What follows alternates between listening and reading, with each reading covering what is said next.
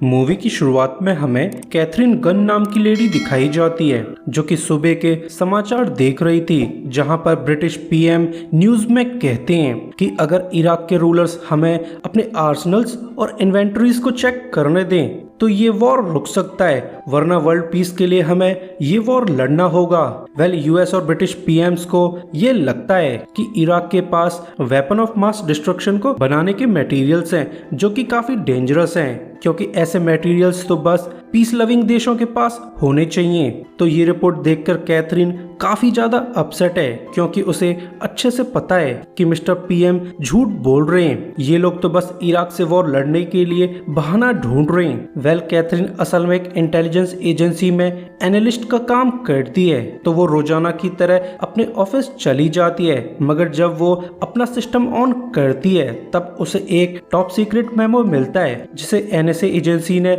जारी किया था, और इसके हिसाब से यूएस और ब्रिटिश गवर्नमेंट ने मिलकर एक ऑर्डर पास किया है जिसके तहत सभी एनालिस्ट को ऑर्डर्स मिले हैं कि उन्हें उन डिप्लोमेट्स की जासूसी करनी होगी जो कि यूएन काउंसिल के नॉन परमानेंट कंट्रीज के डिप्लोमेट्स हैं, जैसे कि कैमरून, चिले, बल्गेरिया। तो इस मेमो को पढ़कर कैथरीन समझ जाती है कि यूएस और ब्रिटिश गवर्नमेंट छोटे देशों के डिप्लोमेट्स पर जासूसी करवाना चाहते हैं ताकि उन्हें ब्लैकमेल करके यूएस काउंसिल मीटिंग के वोट फिक्स किए जा सकें, ताकि वो हमेशा यूएस और ब्रिटिश गवर्नमेंट के फेवर में वोट दिया करें। तो ये बात कैथरीन को हजम नहीं होती, जो सीधा अपनी फ्रेंड जैस्मीन के पास चली जाती है जो कि एक एंटी वॉर एक्टिविस्ट थी। तो जब जैस्मीन को सारा माजरा समझ आता है तो वो कैथरीन की हेल्प करने के लिए साफ मना कर देती है, क्योंकि जो डॉक्यूमेंट कैथरीन के पास मौजूद है वो एक टॉप सीक्रेट मेमो है जिसे लीक करने पर ऑफिशियल सीक्रेसी एक्ट वायलेट हो जाएगा, जो कि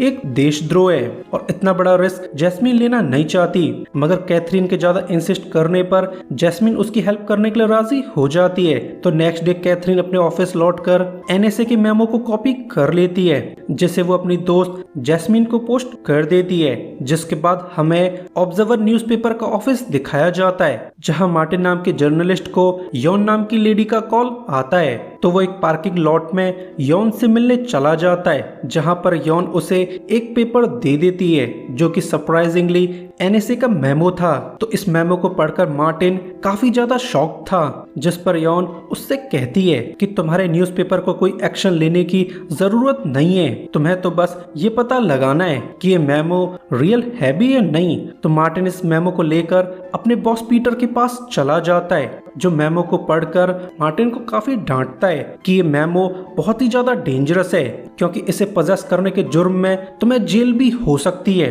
मगर फिर भी वो मार्टिन को सपोर्ट करने के लिए राजी हो जाता है। जिसके बाद ये दोनों पॉल नाम के एनालिस्ट के पास जाते हैं, जो कि पहले MI6 के लिए काम कर चुका है। तो मेमो को पढ़कर पॉल कहता है कि ये तो क्लियर है कि इस मेमो को एनएसए ने जारी किया है, मगर कोई भी एक्शन लेने से पहले तुम इसके ऑथर फ्रैंक कोजा के बारे में पता लगा लेना कि आखिर फ्रैंक कोजा एग्जिस्ट करता भी है या नहीं। तो ये दोनों अपने ऑफिस लौटकर एडवर्ड नाम के जर्नलिस्ट को कॉल लगा देते हैं, जो कि वॉशिंगटन में ऑपरेट करता था, ताकि वो लोग एडवर्ड के थ्रू फ्रैंक कोजा और मेमो के बारे में पता लगा सकें, क्योंकि एडवर्ड का इंटेल सोर्स एक CIA ऑफिशियल है। जिसके बाद पीटर भी अपनी इंटेल सोर्स से मिलने चला जाता है, जो कि MI6 की एनालिस्ट थी। तो लेडी पीटर को बताती है कि जो भी इंटेल NSA, CIA और पॉलिटिशियंस पब्लिक को फीड कर रहे हैं वो ऑलमोस्ट 90% फेक होती हैं, क्योंकि इंस्पेक्टर जनरल के हिसाब से इराक में कोई भी वेपन ऑफ मास डिस्ट्रक्शन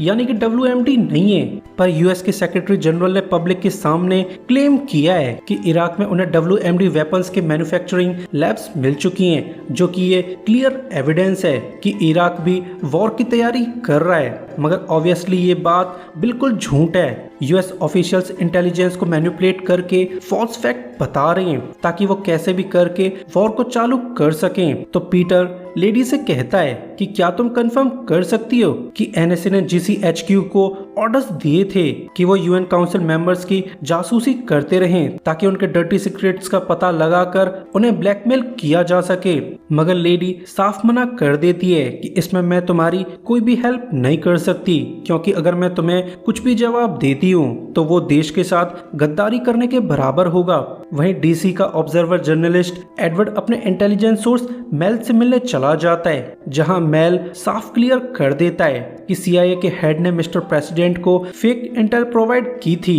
कि इराक के पास WMD मौजूद है, जिस बात का मिस्टर प्रेसिडेंट को भी पता चल गया था कि ये इंटेल बिल्कुल फेक थी। मगर फिर भी मिस्टर प्रेसिडेंट ने वॉर की तैयारी करना चालू कर दिया। पर जब एडवर्ड मेल से फ्रैंक कोजा के बारे में पूछता है तब मेल साफ कह देता है कि मैं फ्रैंक कोजा के बारे में कुछ भी नहीं जानता और आज के बाद मुझसे मिलने की भी जरूरत नहीं है। तो ये सुनकर एडवर्ड को एहसास हो जाता है मेल ऑब्वियसली फ्रैंक कोजा को जानता है, मगर वो इस बारे में इंफॉर्मेशन लीक करना नहीं चाहता। वहीं मार्टिन ब्रिटिश एडमिरल से मिलने चला जाता है ताकि वो वेरीफाई कर सके कि एनएसए वाला वॉर मेमो रियल भी है या नहीं। तो एडमिरल साफ कह देता है कि मैं ये क्लियर नहीं कर सकता कि ये मेमो रियल है या नहीं, मगर मैं इस मेमो की क्रेडिबिलिटी को डिनाई भी नहीं कर सकता। सो अगर तुम्हारे अंदर गट्स हो तो इस मेमो को पब्लिश कर दो, क्योंकि पब्लिक को सच जानने का पूरा हक है। वहीं एडवर्ड अपनी तिगड़म लगाकर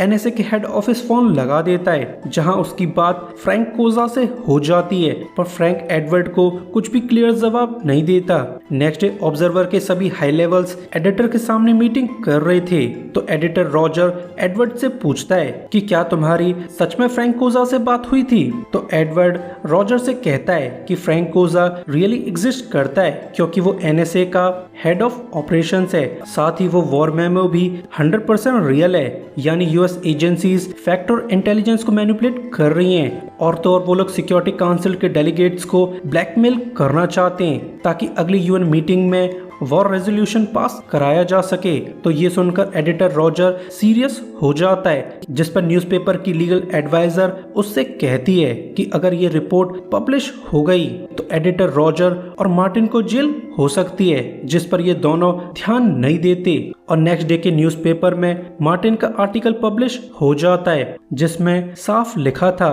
कि वॉर रेजोल्यूशन को पास कराने के लिए यूएस डर्टी ट्रिक्स प्ले करने वाला है। तो इस आर्टिकल को पढ़कर कैथरीन काफी ज्यादा घबरा जाती है, क्योंकि उसे ये बात पता है कि अब वो 100% जेल जाने वाली है, क्योंकि जब इस इंटेल लीक को इन्वेस्टिगेट किया जाएगा तब उसका पकड़ा जाना तय है। तो वो ये बात अपने हस्बैंड यसार को बता देती है, जो कि काफी अपसेट था कि उसकी वाइफ ने 2 देशों की सरकार में उंगली की है, जो कैथरीन को बर्बाद करने में कोई भी कसर नहीं छोड़ेंगे। वहीं ऑब्जर्वर के ऑफिस में मार्टिन का तालियों से स्वागत होता है, मगर थोड़ी ही देर में इनकी एक बराबर हो जाती है, क्योंकि ड्रज रिपोर्ट ने ऑब्जर्वर को डिस्क्रेडिट करते हुए बोला है कि उन्होंने फेक मेमो को पब्लिश किया है, क्योंकि ये रिपोर्ट ब्रिटिश इंग्लिश में लिखी हुई है, न कि अमेरिकन इंग्लिश में। मगर जब मार्टिन ओरिजिनल मेमो को क्रॉस वेरीफाई करता है तब उसे पता चलता है कि मेमो तो अमेरिकन इंग्लिश में, मगर उनके न्यूज़पेपर ने आर्टिकल ब्रिटिश इंग्लिश में छापा है, जिसमें फ्रैंक कोजा का नाम बदली होके फ्रैंक कोजू हो चुका है, और ऐसा एनएसए में कोई भी आदमी नहीं है। तो ये देखकर रॉजर की पूरी तरह से सनक जाती है, क्योंकि उसे एहसास हो चुका है कि ये टाइपिंग मिस्टेक उन्हीं की स्टाफ निकोल ने की है, जो निकोल पर चिल्लाते हुए बोलता है कि तुम्हारी गलती की वजह से हमारा न्यूज़पेपर बर्बाद होने वाला है और अब कोई भी हमारे न्यूज़पेपर पर भरोसा नहीं करेगा। वहीं जब कैथरीन अपने ऑफिस जाती है तब उसे पता चलता है कि जीसीएचक्यू की हेड फियोना स्टाफ को फुली इन्वेस्टिगेट करने वाली है, जिस बात को जानकर कैथरीन काफी ज्यादा घबरा जाती है। जिसके बाद सभी लोगों का एक एक करके इंटरव्यू होने लगता है, जहां इंटरव्यूअर सभी लोगों के दिल में एक दूसरे के लिए शक पैदा करने लगता है ताकि स्टाफ मेंबर पॉसिबल सस्पेक्ट को रिपोर्ट कर सकें, जिस बात पर कैथरीन काफी ज्यादा अपसेट थी। जिसके बाद यूएस ऑफिशियल्स मीडिया के सामने डिक्लेयर करते हैं कि जो मेमो ऑब्जर्वर ने पब्लिश किया है वो एक फेक है तो ये न्यूज़ देखकर कैथरीन डिसाइड कर लेती है कि वो एक्सेप्ट करने वाली है कि उसने ही इस मेमो को लीक किया था, जिस बात पर कैथरीन और उसके हस्बैंड के बीच झगड़ा हो जाता है। मगर कैथरीन अपने हस्बैंड की बात सुने बिना फियोना के पास चली जाती है, जहां वो एक्सेप्ट कर लेती है कि उसी ने मेमो को लीक किया था। तो ये बात सुनकर चीफ फियोना काफी ज्यादा शॉक थी, जिसके बाद कैथरीन को अरेस्ट कर लिया जाता है, क्योंकि जो भी हो उसने डॉक्यूमेंट्स को रिलीज करके देश के साथ गद्दारी की है। जिसके बाद कैथरीन का इंटेरोगेशन चालू हो जाता है, जहां डिटेक्टिव टिंटिन उससे पूछता है कि तुम आखिर किसके लिए काम करती हो और इस इंटेल लीक का तुम्हारे हस्बैंड से क्या कनेक्शन है। तो ये सुनकर कैथरीन भड़क जाती है, जो डिटेक्टिव से बोलती है कि मैं GCHQ में इंटेलिजेंस गैदर करती थी ताकि हमारी गवर्नमेंट ब्रिटिश सिटीजन्स को बेटर प्रोटेक्ट कर सके, ना कि वो US डेलीगेट्स को ब्लैकमेल करके वॉर रेजोल्यूशन पास करवा सके। और रही बात मेरे हस्बैंड यसार की, उनका इस सब से कोई कनेक्शन नहीं है। तो डिटेक्टिव कैथरीन से कहता है कि आप अपनी सरकार को ऐसे डिफेम नहीं कर सकती, इससे तो आपके केस पर असर पड़ सकता है। तो ये सुनकर कैथरीन काफी शॉक थी, जिस पर डिटेक्टिव टिंटिन उससे कहता है कि अटॉर्नी जनरल स्मिथ ने अभी तक ये डिसाइड नहीं किया है कि तुम पर ट्रीजन के चार्जेस लगाए भी जाने चाहिए या नहीं। तो तुम्हें 3 महीने की बेल दी जा रही है, जिसके बाद तुम्हें कोर्ट ट्रायल में पेश होना होगा। नेक्स्ट डे जब कैथरीन और यसार न्यूज देख रहे थे तो उन्हें पता चल जाता है कि सिक्योरिटी काउंसिल में वोट मिले ना मिले इससे US को कोई फर्क नहीं पड़ता, वो तो बिना रेजोल्यूशन के ही इलीगल वॉर लड़ने वाले, जहां वो एक टेररिस्ट ऑर्गेनाइजेशन को खत्म करने के लिए पूरी इराक पर हमला करने वाले, जिसकी पॉपुलेशन ओवर 30 मिलियन है। तो ये जानकर कैट बहुत ज्यादा दुखी है कि उसकी सभी कोशिश बेकार हो चुकी हैं। जल्द ही बिना वॉर रेजोल्यूशन के ही वॉर चालू हो जाता है, जहां इराक के शहर बर्बाद होना चालू हो जाते हैं, जिसमें न जाने कितने लोगों की मौत हो जाती है और न जाने रोज कितने सिविलियंस मारे जा रहे थे, जिनका इस इलीगल वॉर से कोई भी कनेक्शन नहीं था। तो ये सब देखकर कैथरीन बहुत ज्यादा गुस्सा है, जिसके बाद कैथरीन लिबर्टी नाम की लॉ फर्म जाती है ताकि वो लोग कैथरीन का केस लड़ सकें। वेल लिबर्टी ऐसी फर्म है जो कि free of cost political case लड़ती है। तो यहाँ पर कैट की मुलाकात 3 लॉयर से होती है, जिनके नाम शेमी, जेम्स और बेन थे। जिसके बाद तीनों लॉयर्स मिलकर कैथरीन से पूछताछ करने लगते हैं ताकि वो कोर्ट में उसे बेहतर प्रोटेक्ट कर सकें। मगर कैथरीन का केस तो काफी वीक था, जहां कैथरीन की हेल्प कर पाना काफी मुश्किल है, क्योंकि जज और अटॉर्नी जनरल मिलकर कैथरीन को गद्दार करार करना चाहते हैं। वैसे जब भी कैथरीन ट्रैवल करती थी तब कुछ एजेंट्स उसको फॉलो करते रहते थे, जिस बात से कैथरीन काफी ज्यादा डरी हुई है। मगर जब वो घर लौटकर पहुंचती है तब इंस्पेक्टर टिंटिन भी यहाँ आ जाता है, जो कैथरीन से कहता है कि ऑफिशियल सीक्रेसी एक्ट के तहत तुम GCHQ और मेमो के बारे में अपने लॉयर से कोई डिस्कशन नहीं कर सकती, ना ही तुम अपने लॉयर को ये बात बता सकती हो कि NSA वाला वॉर मेमो तुम्हारे पास कैसे आया, और अगर फिर भी तुमने ऐसा किया तो तुम्हारे चार्जेस और पनिशमेंट को इंक्रीज कर दिया जाएगा। तो ये सुनकर कैथरीन काफी ज्यादा अपसेट है कि अब वो अपने लॉयर की हेल्प भी नहीं ले सकती। जल्द ही 6 महीने बीत जाते हैं, जहां अभी तक कैथरीन पर कोई भी चार्जेस नहीं लगे थे। मगर एक सुबह कैथरीन को लॉयर जेम्स का कॉल आता है, जो कैथरीन को एक बैड न्यूज देता है कि तुम्हारा केस अब क्राउन प्रोसिक्यूशन सर्विसेज के हाथों में पहुंच चुका है, जो फाइनली तुम पर चार्जेस लगाने वाले। तो ये सुनकर कैथरीन काफी ज्यादा डर जाती है। जल्द ही सभी न्यूज़पेपर में कैथरीन के खिलाफ न्यूज छपने लगती है, जो कैथरीन को डिफेम करने में कोई भी कसर नहीं छोड़ रहे थे। वहीं दूसरी तरफ पुलिस वाले इलीगली कैथरीन के हस्बैंड को डिपोर्ट करने लगते हैं इस क्लेम पर कि यसार ब्रिटिश सिटीजन नहीं है, पर कैथरीन टाइम रहते अपना मैरिज सर्टिफिकेट प्रोवाइड कर देती है, जिससे यसार का डिपोर्टेशन रुक सकता था, पर ऐसा नहीं होता। और यहाँ पर क्लियर हो जाता है कि स्टेट कैथरीन को मेंटली ब्रेक करने के लिए डर्टी ट्रिक्स प्ले कर रही है, जहाँ वो मैरिज सर्टिफिकेट को नजरअंदाज करके यसार को एयरपोर्ट तक पहुँचा देते हैं। मगर वो यसार को प्लेन में चढ़ा पाते उससे पहले ही कैथरीन यहाँ पहुँच जाती है, जो जैसे तैसे करके यसार का डिपोर्टेशन रुकवा लेती है। तो नेक्स्ट डे ये लोग लिबर्टी फर्म चले जाते हैं, जहां पर इन्हें पता चलता है कि जो भी हो कैथरीन को कोर्ट में गिल्टी प्लीड करनी होगी, क्योंकि ऑफिशियल सीक्रेसी एक्ट का कोई भी डिफेंस नहीं है। पर कैथरीन गिल्टी प्लीड करना नहीं चाहती, जिस पर बेन भी उससे कहता है कि तुम्हें गिल्टी प्लीड करने की कोई भी जरूरत नहीं है, क्योंकि तुम तो बस उस मेमो को लीक करके इलीगल वॉर रुकवाना चाहती थी, जिसमें हजारों जानें गई हैं। जिस पर जेम्स क्लियर करता है कि अटॉर्नी जनरल ने डिक्लेयर कर दिया है कि ये वॉर फुली लीगल है। मगर इस डिक्लेरेशन के तुरंत बाद अटॉर्नी जनरल की लीगल एडवाइजर एलिजाबेथ ने अपनी पोस्ट से रिजाइन कर दिया था, तो बेन एलिजाबेथ से मिलने चला जाता है, जहां बेन उससे रिजाइन करने का रीजन पूछने लगता है। तो लेडी बेन को बताती है कि शुरुआत में अटॉर्नी जनरल इस वॉर के खिलाफ थे, मगर जब कैथरीन ने वॉर मेमो को लीक किया था, उसके तुरंत बाद अटॉर्नी जनरल वॉशिंगटन गए थे, और वहां पर क्या हुआ मुझे पता नहीं, मगर ट्रिप से लौटने के बाद अटॉर्नी जनरल ने वॉर को लीगलाइज कर दिया। तो ये सुनकर बेन स्माइल करने लगता है, क्योंकि अब उसे कैथरीन की हेल्प करने का रास्ता नजर आने लगा है। जिसके बाद वो मार्टिन को कॉल करके उससे कहता है कि क्या तुम पता लगा सकते हो कि वॉर की शुरुआत से पहले अटॉर्नी जनरल वॉशिंगटन क्यों गए थे और उनकी वहां पर किससे मुलाकात हुई थी। साथ ही इराक में कोई WMD है भी या नहीं, क्योंकि वॉर को शुरुआत करने का सारा रीजन